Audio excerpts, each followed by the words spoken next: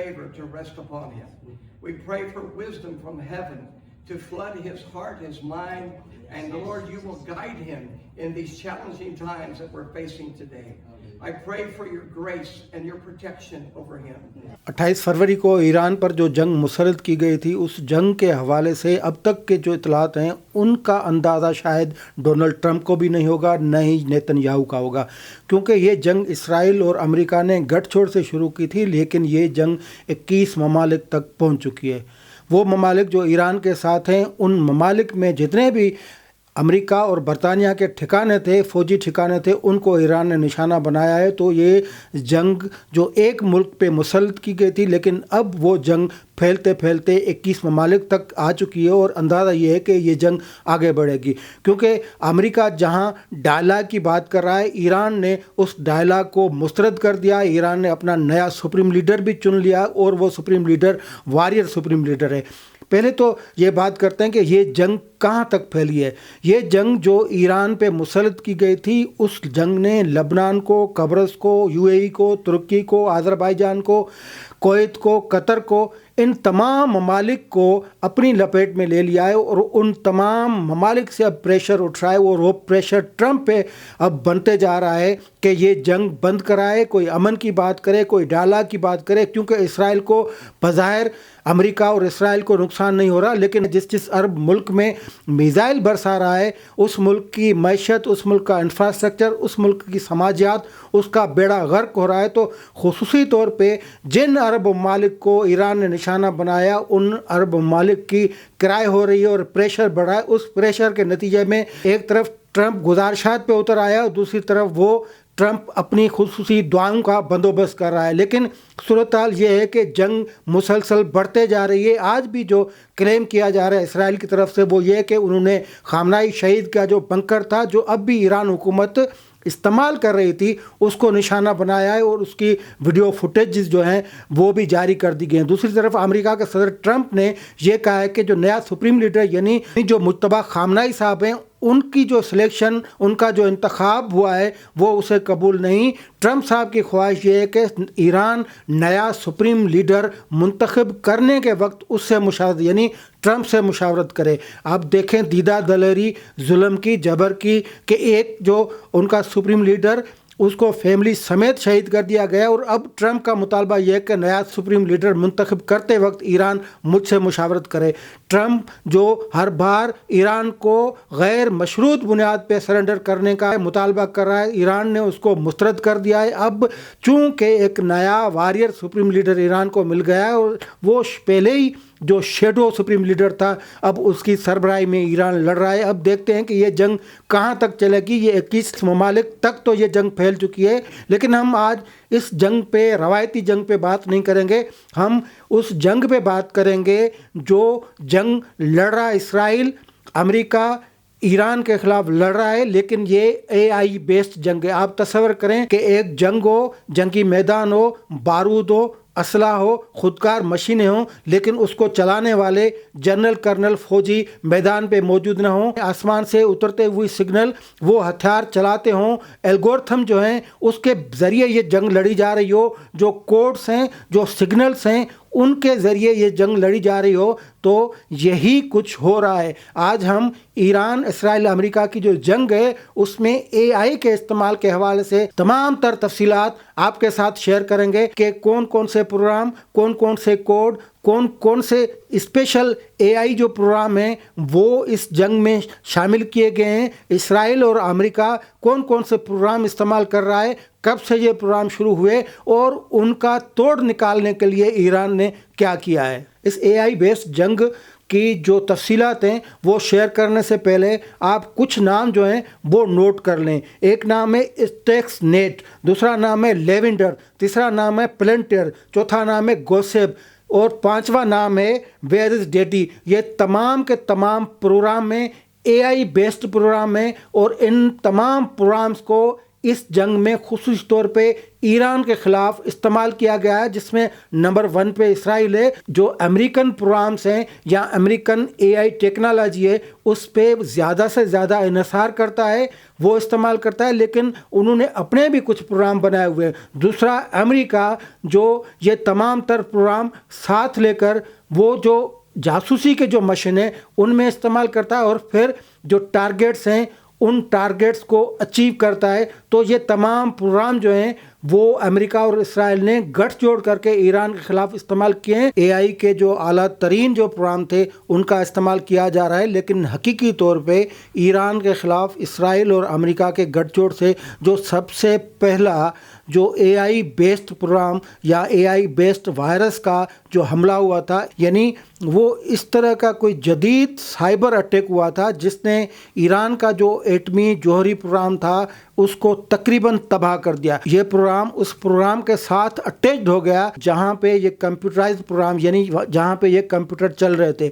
جب وہاں پہ یہ پروگرام وہاں تک یہ وائرس پہنچ گیا اور یہ کاپی وہاں پہ کاپی کر کے اس میں کامیابی اس نے لے لی، تو اس نے جو ایٹمی پروگرام کی اور جو انرچمنٹ یورینیم انرچمنٹ کی جو رفتار تھی اس کو محدود کر دیا، اس کی رفتار سست کر دی۔ لیکن دوسری طرف اس نے یہ کیا کہ وہ جو ٹیلیمیٹری سسٹم تھا جس میں یہ دکھایا جا رہا تھا کہ یہ سسٹم کس طرح کام کر رہا ہے جوہری، اس میں کوئی فرق نہیں پڑا، اس کی اسپیڈ برابر وہی رکھتا گیا، لیکن اصل میں یہ پروگرام اس جو ایٹمی پروگرام تھا اس کو بالکل مارتا گیا، سست کرتا گیا، اور اتنا عرصہ اس کو درکار ہو گیا کہ جتنے عرصے میں اگر 4 سال میں وہ انرچ ہو جانی تھی، یورینیم افزودگی ہو جانی تھی، تو وہ نہیں ہو سکی۔ اور ایران کے خلاف اس AI کا دوسرا استعمال ایک قاتلانہ حملے میں کیا گیا۔ وہ قاتلانہ حملہ تھا محسن فخرزادہ، جو کہ نمبر 1 ایٹمی سائنسدان تھے ایران کے۔ ان کو اس انداز سے قتل کیا گیا کہ اس کو قتل کرنے کے لیے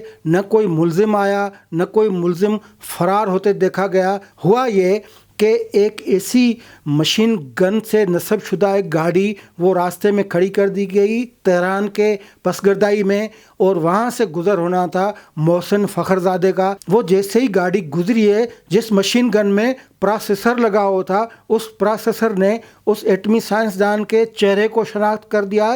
یہ مائکرو سیکنڈز کی کہانی تھی۔ چہرے کو شناخت کیا، پھر اپنی ڈیٹا جو تھی اس میں منتقل کیا، پھر وہاں سے انسٹرکشنز لی۔ جب ڈیٹا میچ ہو گیا تو خودکار مشین گن چلی ہے اور محسن فخرزادہ کو قتل کر دیا۔ اس کے ساتھ اس گاڑی میں بیٹھی اس کی بیگم کو ایک گولی بھی نہیں لگی۔ آپ اندازہ لگائیں کہ یہ دنیا کا پہلا قتل تھا جس کو روبوٹک اسیسینیشن کہا جاتا ہے۔ اس گاڑی میں جس نے ہٹ کیا، ٹارگیٹ کیا، جس نے فیس ریکگنائزیشن کی، اس گاڑی میں کوئی بندہ سوار نہیں تھا۔ جب یہ قتل ہو گیا تو جہاں پہ یہ خودکار بندوق، پروسیسر اور کیمرہ وغیرہ لگے ہوئے تھے، اس گاڑی نے خود کو ہی دھماکے سے اڑا دیا۔ یعنی AI اس طرح جا سکتی ہے۔ اب آپ کو میں بتاؤں کہ ایک بڑی جو AI کمپنی، اینتھروپک کمپنی جو امریکن بیسڈ ہے، اس سے پینٹاگون کی لڑائی ہوئی، اور اس لڑائی میں اس کمپنی کا تو ٹرمپ نے ستیہ ناش ہی کر دیا۔ اصل میں وہ AI بیسڈ کمپنی جس کا ایک ماڈل ڈیٹا کا پروگرام کلاڈ تھا، اس اینتھروپک کمپنی سے پینٹاگن نے جو وہ سائن کر لیا، پروگرام کانٹریکٹ سائن کر لیا۔ $200 ملین کی یہ ڈیل تھی۔ ٹرمپ صاحب نے اس کی منظوری دی، لیکن یہ پھر ہوا آخر میں جو پینٹاگون تھا اس کے مطالبات بڑھ گئے۔ پہلے میں یہ بتاؤں کہ اینتھروپک اور اس کا جو پروگرام کلاڈ تھا اس کا کام کیا تھا۔ اصل میں وہ کلاڈ جو پینٹاگون کے جو تمام تر سیکریٹ جو کمپیوٹر تھے اور جو ہائی مشین پہ یا ہائی ویلیو ٹارگیٹڈ پہ کام کر رہے تھے، تو یہ ان کے ساتھ جڑا تھا، یعنی ان کمپیوٹرز میں ان کی پروگرامنگ ہو رہی تھی۔ کلاڈ کا کام یہ ہے کہ دنیا بھر سے جو ڈرون کے ذریعے فوٹیجز آتے ہیں ان فوٹیجز کا انالائز کرنا، جو ریڈیو کے ذریعے فریکوینسیز آتی ہیں جس میں مختلف ممالک سے مختلف زبانوں کے پیغامات ہوتے ہیں، ان کو دیکھنا, پھر ان کا اینالائز کرنا, جو سگنلز آتے ہیں ان سگنل سے, یعنی ریڈار سے جو سگنلز آتے ہیں ان سگنلز کا جائزہ لینا ہے, پھر ان تمام چیزوں کا اینالائز کر کے ان کو سمرائز کر کے جو اتھارٹیز ہوتی ہیں, یعنی پینٹاگون کی جو اتھارٹیز ہوتی ہیں, ان کو پیش کرنا ہوتا ہے. اینتھروپک کا جو کلاڈ پروگرام ہے وہ آخر میں کام کرتا ہے. اس سے پہلے جو مراحل ہیں وہ ایمیزون کے جو کلاؤڈ پروگرام, جو کہ ایک امریکن فوج کے لیے ایک سیکریٹ پروگرام ہوتا ہے, پہلے تو کلیکشن وہ کرتا ہے تمام فون کالز کی, تمام میسیجز کی, جو ریکوائرمنٹ ہوتی ہے پینٹاگون کی یا اس سیکرٹ مشن کے لیے, یا جو وہ کچھ ٹارگٹ حاصل کرنا چاہتے ہیں, وہ جو ڈیٹا بنانا چاہتے ہیں اس کے لیے جو تقاضائیں ہوتی ہیں. تو کلاؤڈ جو ہے, ایمیزون کا سیکرٹ کلاؤڈ جو ہے وہ ان کو دیتا ہے. اس کے بعد یہ جو ڈیٹا کا ایک بڑا نیٹ ورک ہے وہ پلانٹیئر کمپنی ہے, وہ ڈیٹا کمپنی ہے, وہ بھی اسی طرح کام کرتی ہے. یعنی مختلف ممالک سے جو ڈیٹا چاہیے ہوتی ہے اس پینٹاگون کو یا اسرائیل کو, یہ تو پلانٹیئر جو ہے وہ اسرائیل میں زیادہ کام کرتی ہے. میں بتاتا ہوں کہ غزہ میں پلانٹیئر کس طرح استعمال ہو رہی ہے, لیکن پلانٹیئر اور پھر ایمیزون کا جو کلاؤڈ ہے وہ, پھر جو گوگل کا نمبس پروگرام ہے وہ, یہ سارے مل کر ڈیٹا کا پہلے مرحلے میں انالائز کرتے ہیں, یعنی کلیکٹ کرتے ہیں ڈیٹا, ایک پروگرام میں ڈالتے ہیں. اس کے بعد یہ جو لیونڈر پروگرام ہے وہ بھی ایک اس طرح کا ڈیٹا کی حاصلات کا پروگرام ہے. یہ تمام پروگرام وہ اس میں شامل کر کے وہ جو ایک بنا ہوا تھا ڈیٹا بیس یا ایک خزانہ جو مرکز بنا ہوا ہوتا ہے اس میں شامل کر کے پھر کلاڈ ان کا جائزہ لیتا ہے. یعنی اینتھروپک کمپنی کا اے آئی خصوصی جو پروگرام کلاڈ اس کا جائزہ لیتا ہے, اور جو چیز پینٹاگون کے فوجیوں کو چاہیے ہوتی ہے وہ اس کا اینالائز دیتا ہے. اب اس میں آپ اندازہ کریں کہ لاکھوں ڈرون کے امیجز ہیں, فریکوینسیز سے جو ہزاروں لاکھوں پروگرامز یا پیغامات آئے ہوتے ہیں, لاکھوں کی تعداد میں جو کوڈز ہوتے ہیں, اور تمام کے تمام اگر بالفرض کے ایران کو ہی ٹارگٹ کرنا ہے تو وہ جو میسیجز ہوتے ہیں جو افسر کے, سرکاری افسر کے, حکومت ایران کی حکومت کے جو وزیروں کے, جو فوج ہے ان کے, تو وہ پرشین میں ہوں گے کیونکہ وہاں کی سرکاری زبان پرشین ہے. تو یہ امیجز, پیغام, فریکوینسیز, ڈیٹا, کوڈ, یہ تمام ایک کمپیوٹر میں جاتے ہیں. پھر یہ تمام مختلف پروگرام کے جو اے آئی کے, جو پلانٹیئر, جو لیونٹر, یہ جو گوگل کا یا ایمیزون کے جو پروگرام ہوتے ہیں, ان سے یہ ساری چیزیں یہ کلیکٹ کی جاتی ہیں. اس کے بعد کلاڈ کو بٹھایا جاتا ہے. اب کلاڈ ان کو یہ بتاتا ہے کہ یہ تمام چیزیں ان کو اکٹھا کر کے پھر یہ ان کو بتاتا ہے کہ کلاڈ کے پاس یہ صلاحیت موجود ہے. ایک تو وہ ترجمہ کر دیتا ہے, مثال طور کے ایران کو ہٹ کرنا ہے تو فارسی کے جتنے بھی پیغامات ہوتے ہیں ان کو مائکرو سیکنڈز میں ترجمہ کر کے ان کو بتا دیتا ہے. پھر کلاڈ کے پاس یہ صلاحیت موجود ہے کہ اگر آپ اس کو یہ پرامپٹ دیں کہ آپ ایران بن جائیں اور میں امریکہ ہوں تو آپ مجھ سے لڑائی کریں, تو وہ محاذ بھی بتا دیتا ہے, اور پھر جو وار ٹیکٹکس ہوتی ہیں تو وہ بھی بتا دیتا ہے کہ کس طرح میں اپنا دفاع کر سکتا ہوں, یا کس طرح میں ریزسٹنس کر سکتا ہوں, یا میں کہاں سے وار کر سکتا ہوں. تو اس تمام تر تیاری کے بعد یہ جنگ شروع ہوئی ہے, اور یہ جنگ مطلب یہ جو اے آئی کی جو مدد تھی یہ مدد لی گئی ہے. لیکن پھر یہ ہوا کہ کلاڈ تھا, اس سے جب ساری پروگرام اور سارے معاملات جب طے ہوئے تو امریکہ نے ایک اور مطالبہ کر دیا, 2 مطالبے کر دیے کلاڈ سے. یعنی پینٹاگون نے مطالبہ کیا اینتھروپک سے کہ آپ ہمیں 2-3 قسم کی جو ہے نا وہ رسائی دیں. ایک تو جو ہر کمپنی کے جو TORs ہوتے ہیں, جو قاعدے ہوتے ہیں, قواعد و ضوابط ہوتے ہیں, جو ٹرمس اینڈ کنڈیشن جو ہوتی ہیں, تو پینٹاگون نے کہا کہ آپ ہمیں ان سے مبرا کر دیں. یعنی پینٹاگون یا امریکہ یا ڈیفنس منسٹری جو کچھ بھی کرے گی, کلاڈ یا اینتھروپک جو ہے وہ اس پہ کوئی پابندی نہیں لگائے گی, کوئی ریسٹرکشن نہیں لگائے گی, یعنی کھلی چھوٹ دیں نا, فری ہینڈ دیں. ایک اینتھروپک جو تھی اس نے اس پہ اعتراض لگایا کہ آپ کیونکہ ہماری پروڈکٹ استعمال کر رہے ہیں تو کنڈیشن تو ہوں گی نا, ٹرمز اور کنڈیشن وہی ہوں گی. دوسری جو امریکہ نے جو دوسرا مطالبہ کیا وہ خطرناک تھا. خطرناک اس حد تک تھا کہ انہوں نے کہا کہ کلاڈ ہمیں جو ڈومیسٹک جو سرویلنس ہوتی ہے کسی بھی شخص کی, فرد کی, ادارے کی, کمپنی کی, جہاں بھی ہم چاہیں تو ڈومیسٹک سرویلنس دے. یعنی اگر ہم کسی کو ٹارگٹ کرتے ہیں تو آپ اس کے گھر کے اس کے بیڈ تک ہمیں رسائی دیں. ڈومیسٹک سرویلنس انہوں نے دینے سے انکار کر دیا. تیسرا جو خطرناک مطالبہ تھا وہ یہ تھا کہ جب کلاڈ جو ہے یہ ساری معلومات ڈیٹا کو اینالائز کرے گا اور کسی حتمی نتیجے پہ پہنچے گا تو کلاڈ کو یہ حتمی اختیار دیا جائے کہ وہ اگر یہ سمجھتا ہے کہ یہ بندہ ٹارگٹ اس کو کرنا ہے تو وہ خود کر دے. یعنی کلاڈ کو قتل کا لائسنس دے دے, licence to kill for the Claude.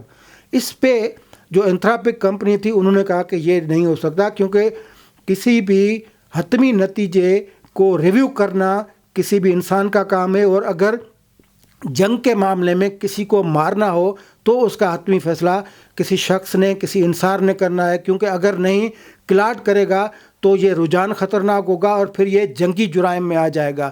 اس کے بعد انہوں نے کہا کہ اس میں یہ دوسرا بھی مسئلہ ہے کہ اگر کلاڈ کے ذریعے فیصلہ کروایا جائے تو اس میں ایک مسئلہ آ جاتا ہے کہ black box problem. Black box problem یہ ہے کہ وہ پروگرامنگ اس طرح کی ہوتی ہے کہ اگر ایک ایٹمی پروگرام یا ایک انفارمیشن ٹیکنالوجی کا یہ پروگرام, آرٹیفیشیل انٹیلیجنس کا پروگرام کسی شخص کو مار دے اور اس میں کوئی غلطی ہو, کوئی ٹارگیٹ وہ مس ہو جائے اور غلطی میں کسی کو مار دے, تو پھر اس کا پتہ ہی نہیں چلے گا کہ کس پروگرامنگ کے تحت, کس جو ویو تھی اس کے تحت یہ مارا گیا. اس کا پتہ چلنا ہی مشکل ہوتا ہے کہ کیونکہ اگر غلطی پروگرامنگ میں ہو گئی تو اس غلطی کو پکڑنا مسئلہ ہے. اسی لیے اس کو سائنٹیفک وے میں یہ جو بلیک باکس پرابلم کہا جاتا ہے. تو ان کا کہنا ہے کہ ہیلوسینیشن کے بنیاد پہ اگر کسی کو قتل کر دیا جائے, کیونکہ اے آئی کبھی کبھی اس طرح کام کرتی ہے, تو وہ پھر اس کے نتائج جو ہیں وہ خطرناک ہوں گے. لیکن یہ بات جب اینتھروپک کمپنی نے نہیں مانی تو ٹرمپ کی منظوری سے پینٹاگون نے ان سے ڈیل ختم کر دی. $200 کا جو معاہدہ تھا وہ منسوخ کر دیا. نہ فقط یہ, لیکن اس کمپنی کو سپلائی اینڈ چین رسک قرار دے دیا گیا. یعنی اس کے بعد یہ کمپنی امریکہ میں کسی بھی سرکاری ادارے میں کام نہیں کر سکتی. اور اس کے فوری بعد جو اوپن اے آئی کمپنی تھی انہوں نے پینٹاگون کے تمام شرائط مان لیے اور پھر ان کے ساتھ انہوں نے ڈیل کر لی. کہا یہ جا رہا ہے کہ وہ جو کلاڈ پروگرام تھا اس سے مدد لے لی گئی ہے, کیونکہ معاہدہ تو منسوخ ہو گیا لیکن وہ پروگرام ابھی بھی پینٹاگون کے جو کمپیوٹر ہیں اس میں شامل ہے, اور یہ نوٹس پیریڈ جس طرح ہوتا ہے تو وہ پروگرام کو استعمال کر سکتے ہیں. تو یہ بحث بالکل ہے کہ اس پروگرام کو, یعنی کلاڈ کے پروگرام کو غلط استعمال کر کے یہ انفارمیشن لی گئی, کیونکہ وہ ودن جو ہے نا وہ منٹس میں وہ حملہ ہوا, 30 جو ہے وہ بم ادھر پھینکے گئے. تو یہ سارا کمال کہا یہ جا رہا ہے کہ کلاڈ کا تھا. اب میں آپ کو بتاؤں کہ یہ پلانٹیئر کیا ہے. یہ ایک ڈیٹا کمپنی ہے اور جنگی میدان میں یا جنگی موازوں پہ یا اگر کسی ملک کے خلاف جنگ لڑنی ہے تو جو مختلف سورسز ہوتے ہیں ان کے ذریعے سے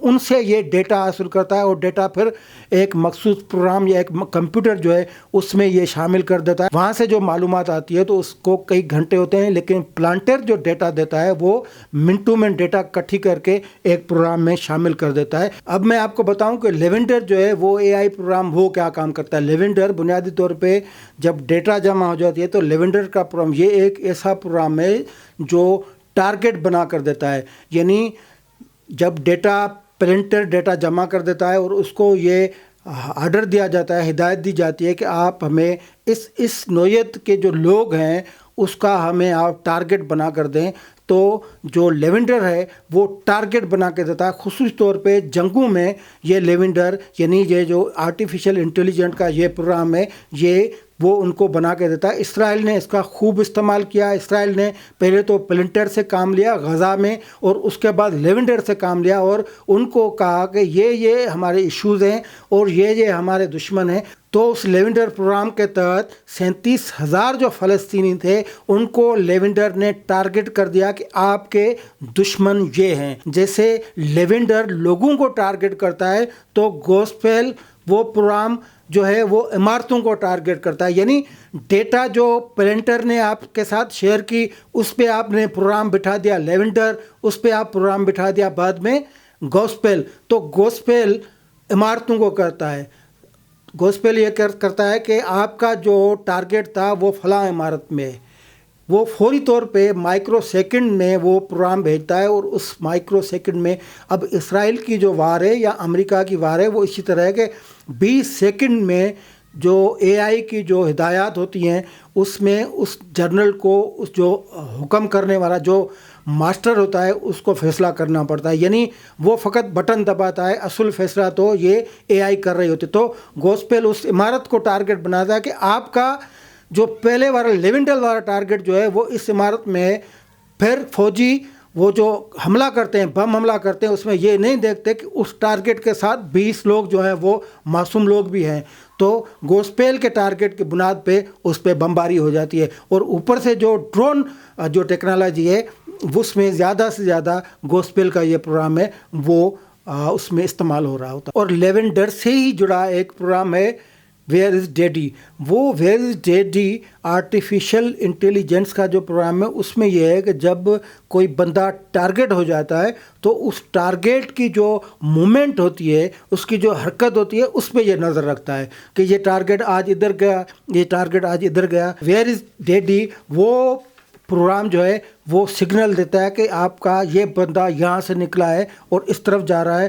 تو وہ جو سگنل جب بھیجا جاتا ہے پھر اس کو اگر ہٹ کرنا ہوتا ہے تو یہ اس طرح کا اس پہ ہٹنگ ہوتی ہے. اب یہ امریکہ اور اسرائیل جو ہے وہ یہ گیم کھیل رہا ہے، لیکن مایوس ہونے کی ضرورت نہیں ہے کیونکہ ایران نے اس کے کئی توڑ نکال دیے ہیں. گلوبل نیویگیشن ڈیٹا کے مطابق ایران نے سب سے پہلا جی پی ایس جیمنگ اور اسپوفنگ کا بڑا کلسٹر بنا دیا ہے، اور جس سے 13,000 سے زائد بحری جہاز اور خودکار جو سسٹمز ہیں ان کو نیویگیشن جو ان کی ہے ان کو ایران متاثر کر سکتا ہے. اسی طرح امریکی سمارٹ میزائل کے جو الگورتھم ہیں ان کا بھی توڑ نکال لیا گیا، اور ایران سائبر فورسز جو ہیں وہ کوارڈینیشن بھیج رہی ہے کہ ان کے جو الگورتھم ہے ان کو کس طرح ڈاج دیا جائے. اور یہ سوشل میڈیا پہ آپ دیکھ رہے ہوں گے کہ انہوں نے بڑے بڑے جو ہیلی کاپٹر ہیں وہ نیچے بٹھا دیے ہیں، ان کے پینٹ کر دیے ہیں، اور ان پہ امریکہ جو ہے وہ ہٹ کر رہا ہے، ان کو میزائل مار رہا ہے. یعنی معاشی طور پہ امریکہ اپنا نقصان کر رہا ہے، لیکن وہ میزائل وہ جو پینٹنگ ہے اس پہ لگ رہے ہیں. ایران نے یہ جو ایلن مسک کا اسٹار لنک سسٹم ہے اس کو بھی نشانہ بنایا ہے تاکہ امریکہ تک وہ اس کے سگنلز ہیں وہ نہ پہنچ سکیں، اور اس کا جو اے آئی بیسڈ وار فیئر ہے یا وار سسٹم ہے اس کو ناکارہ کیا جا سکے. اور ایران پہ جو سب سے پہلے سائبر اٹیک ہوا تھا جو ان کے جوہری پروگرام پہ، اس کا بھی انہوں نے توڑ نکال لیا. نہ فقط توڑ لیکن وہ خود جو ہے وہ اب جو اسرائیلی جو سائبر ان کی جو سیکیورٹی ہے ان کو بریچ کرنے کے لیے انہوں نے مختلف پروگرام شروع کیے ہیں. اور ڈی ڈوس جو وہ حملے اس طرح ہی کے حملے ہیں جو ایران کر رہا ہے. یعنی ایران بھی جس قدر ان کو یہ ہاتھ آ رہی ہے اے آئی ٹیکنالوجی تو وہ اس جنگ میں استعمال کر رہا ہے. یعنی وہ طاقت بڑی ہے، امریکہ اور اسرائیل وہ تو بڑی طاقت ہے، لیکن ایران بھی اس حوالے سے جتنا بھی